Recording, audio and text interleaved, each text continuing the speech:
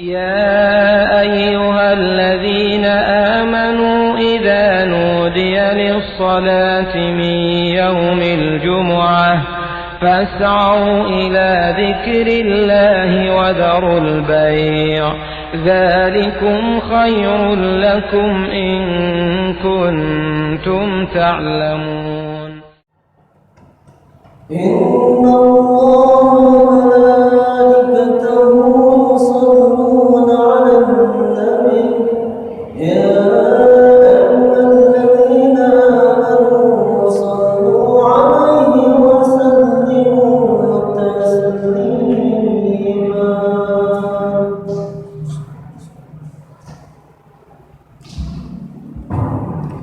السلام عليكم ورحمة الله وبركاته.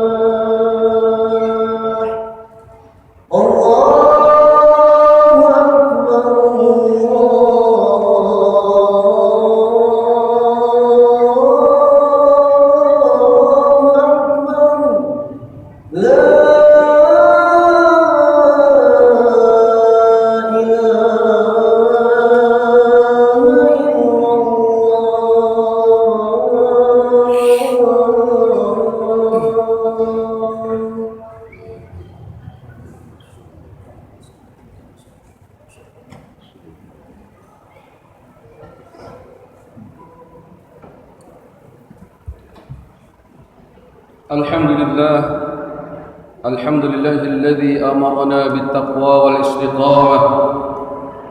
أشهد أن لا إله إلا الله وحده لا شريك له، وأشهد أن محمدا عبده ورسوله الذي لا نبي بعده.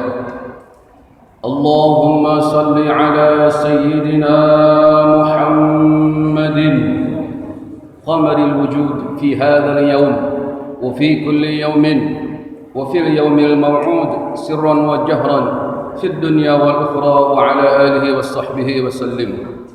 أما بعد فيا عباد الله أوصيكم ونفسي بتقوى الله وطاعته لعلكم تفلحون فإن التقوى وصية الله للأولين والآخرين فإن التقوى علامة المؤمنين ودثارة المتقين. Hadirin jamaah Jumat yang dimuliakan Allah Subhanahu wa taala, ada satu amaliyah ubudiyah yang pastinya kita pernah melakukannya, yaitu kita berdoa kepada Allah. Selesai sholat kita berzikir, lalu kita tutup dengan doa kepada Allah. Selesai kita duduk berkumpul bersama dalam satu majelis, apakah majelis zikir atau majelis ta'lim, pun juga kita tutup dengan mengangkat kedua tangan kita berdoa kepada Allah, bermunajat. Bahkan hampir semua aktivitas yang kita lakukan kita awali dengan berdoa kepada Allah Subhanahu wa taala. Kenapa demikian? Karena kita sadar bahwa sesungguhnya berdoa kepada Allah itu adalah merupakan perintah dari Allah Subhanahu wa taala. Maka berdoa merupakan bentuk ketaatan kita kepada Allah. Di dalam Al-Qur'an surah ke-40, surah Al-Mu'min, pada ayat yang ke-60, Allah berfirman, a'udzu billahi minasyaitonir rajim, wa qala rabbukum ud'uni astajib lakum innal ladzina yastakbiruna an ibadati sayadkhuluna jahannama dakhirin. Allah berfirman, ud'uni astajib lakum, berdoalah kamu kepadaku, aku akan kabulkan apa yang menjadi permohonanmu. Sesungguhnya mereka orang-orang yang sombong, tidak mau beribadah, enggan berdoa kepadaku. Sayadkhuluna jahannama, Allah akan masukkan ke dalam neraka Jahannam, dakhirin, dihinakan oleh Allah Subhanahu wa taala. Maka kita yang beriman kepada Allah senantiasa berdoa kepada Allah Subhanahu wa taala. Ini menunjukkan bahwasanya segala sesuatu itu mesti disandarkan kepada Allah. Dan ini memberikan satu isyarah bahwasanya kita manusia ini, konsep jati diri kita ini manusia sesungguhnya adalah la haula wala quwwata illa billah. Hasbunallah wa ni'mal wakil, ni'mal maula wa ni'man nasir. Jati diri manusia, sehebat apapun manusia itu, setinggi apapun pangkat dan jabatan serta kedudukannya, sesungguhnya semua terjadi atas izin Allah Subhanahu wa taala. Karena itu hadirin yang dimuliakan Allah Subhanahu wa taala, Rasulullah sallallahu alaihi wasallam mengatakan, laisa syai'un akrama 'ala Allah min ad-du'a. Tidak ada yang lebih mulia di sisi Allah daripada doa. Kita sering mendengar hadis ad-du'a muhul ibadah. Doa itu intisari daripada ibadah. Ad-du'a silahul mu'minin. Doa itu senjata bagi orang-orang yang beriman. Maka teruslah kita berdoa kepada Allah Subhanahu wa taala. Bahkan satu-satunya jalan yang bisa merubah takdir Allah hanyalah doa. Yang bisa merubah takdir Allah hanyalah doa. Kalau Allah tetapkan usia kita 63 tahun, tapi kita senantiasa berdoa kepada Allah Subhanahu wa taala agar dipanjangkan usia dalam taat dan takwa kepadanya, maka bisa jadi usia kita ditambah oleh Allah Subhanahu wa taala. Hadirin yang dimuliakan Allah, dan pasti dikabulkan. Sebab kata Allah, ud'uni astajib lakum, pasti dikabulkan oleh Allah. Ibarat orang yang bekerja, dia mesti dapat gaji, mesti dia dapat ujroh. Tentu ujroh itu sesuai dengan masyaqahnya. Al-ujroh biqadril masyaqqah, ujroh itu sesuai dengan kelelahannya. sesuai dengan masyaqqahnya. Ada yang kecil gajinya, ada yang besar gajinya, ada yang mungkin lebih besar. Pun juga ketika kita berdoa kepada Allah, pasti dikabulkan oleh Allah. Bisa jadi apa yang kita minta disegerakan oleh Allah, atau ditangguhkan oleh Allah, atau menjadi kifarat dosa, atau bisa menjadi menambah pahala bagi kita. Yang pasti berdoa kepada Allah itu tidak ada yang sia-sia, mesti dikabulkan oleh Allah. Kalau fisik kita tidak bisa menembus saudara kita di Palestina,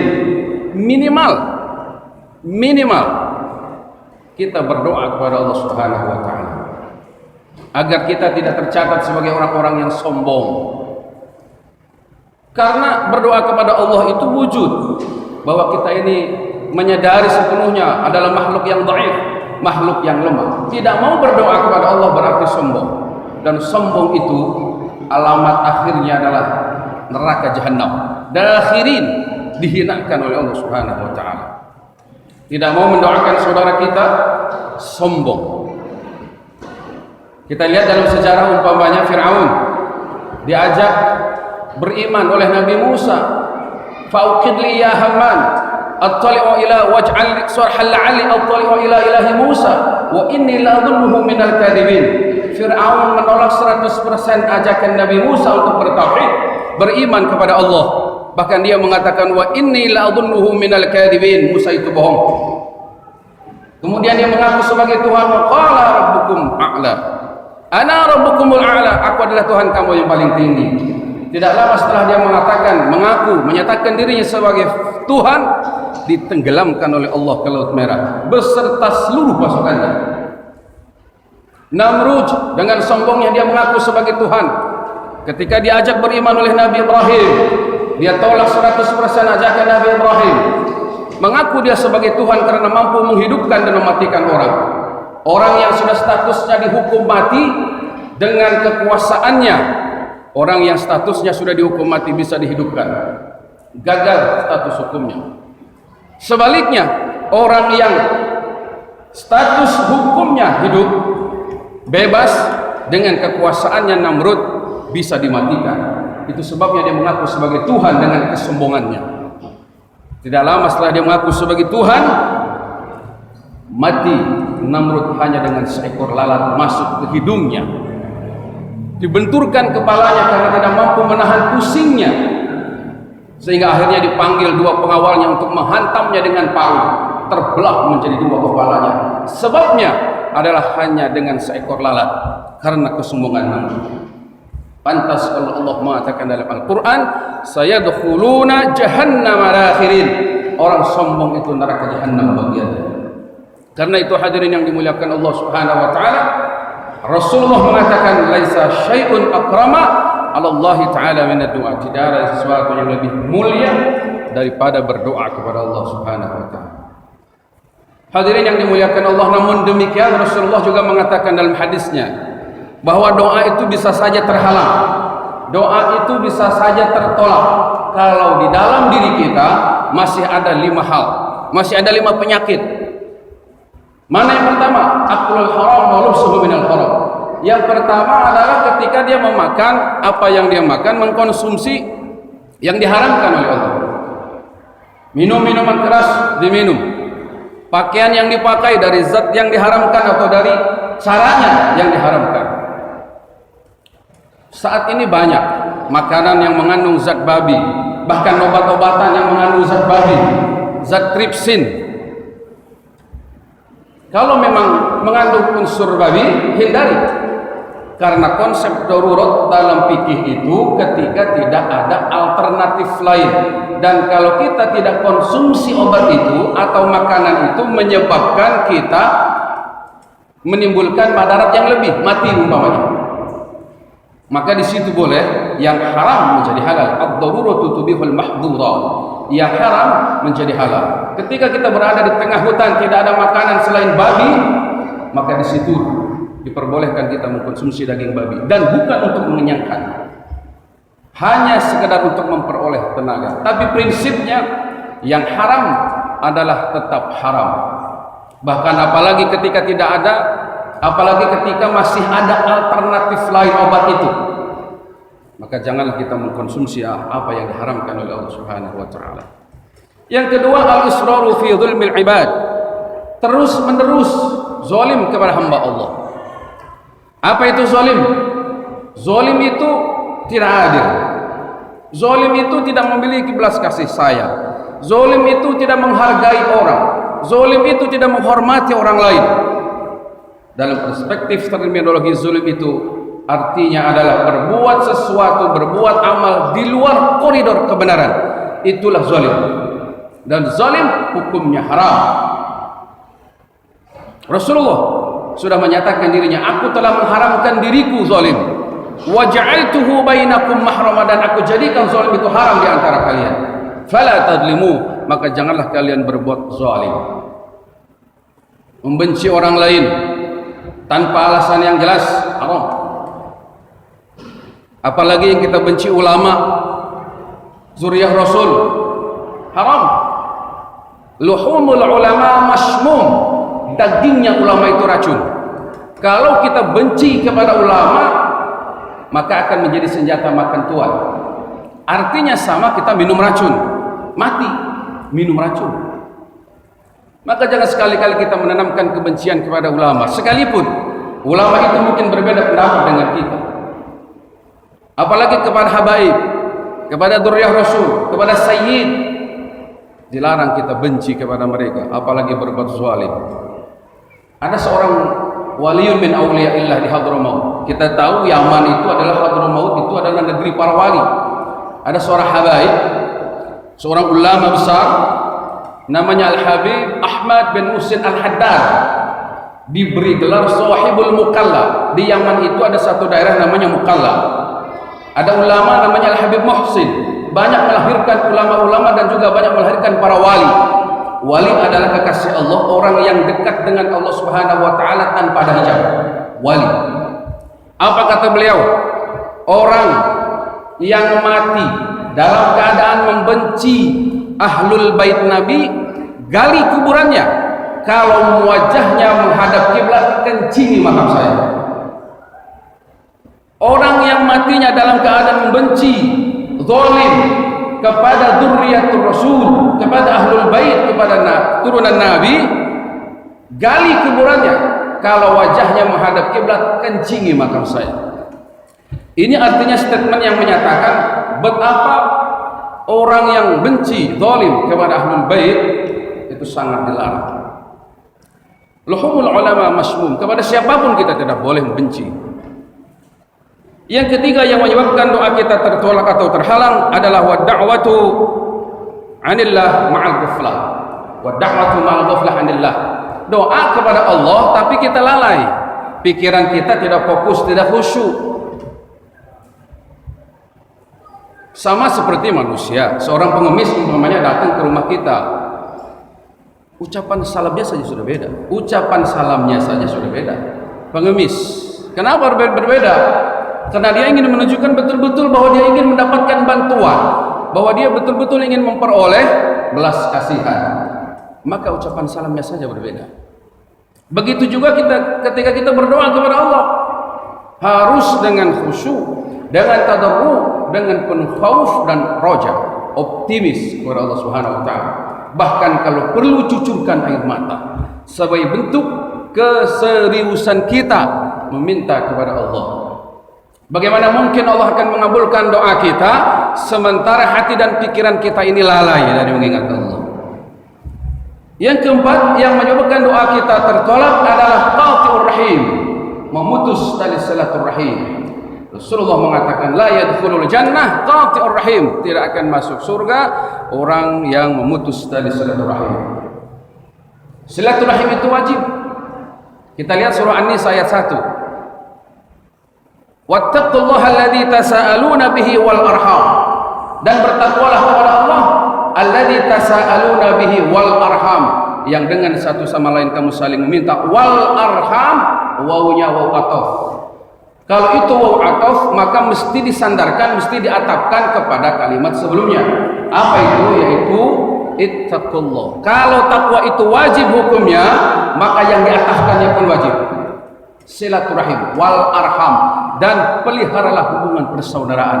Maka silaturahim pun juga sama hukumnya, wajib. Qati'ur rahim haram. Memutus tali silaturahim itu haram. Yang terakhir yang menyebabkan doa kita tertolak adalah al-masyakhil. Kita tidak bertanya kepada saudara kita lebih dari 3 hari. Haram. Tidak mau bertanya kepada saudara kita lebih dari 3 hari. Haram. Marah pagi hari, malam harus sudah selesai dengan siapapun. Lebih dari 3 hari akan menyebabkan doa kita ditolak oleh Allah Subhanahu wa taala. Masih dalam suasana Idul Fitri, maka saling mengunjungi, saling maafkan adalah merupakan hal yang harus kita lakukan. Orang yang bertakwa kepada Allah Subhanahu wa taala itu, kalau rujukannya adalah surah Ali Imran ayat 133, bukan orang yang jidatnya hitam karena banyak sujud, tetapi karena banyak memaafkan kesalahan orang lain. Bahkan semuanya berdimensi sosial. Alladzina yunfiquna bis-sarra'i wad-dharra'i wal-kadhimina al-ghayza wal-'afina 'anil nas. Mau memaafkan kesalahan orang lain. Karena itu hadirin yang dimuliakan Allah Subhanahu wa taala, mudah-mudahan walaupun demikian kita berharap penuh, mudah-mudahan doa kita diterima oleh Allah Subhanahu wa taala, apapun doa yang kita minta. Dan kita berdoa untuk saudara-saudara kita yang ada di Palestina, mudah-mudahan Allah berikan kesabaran, mudah-mudahan Allah berikan perlindungan bagi saudara-saudara kita yang ada di Palestina, dan tentunya diberikan kemenangan. Allah turunkan bala tentaranya, malaikat-malaikat yang mampu menolong saudara-saudara kita di Palestina. Amin ya Allah ya rabbal alamin. Barakallahu li wa lakum fil Qur'anil azim wa nafa'ani wa iyyakum bima fihi minal ayati wa dzikril hakim wa taqabbal minni wa minkum tilawatahu innahu huwal ghafurur rahim. Allahumma shalli ala sayyidina Muhammad wa ala ali sayyidina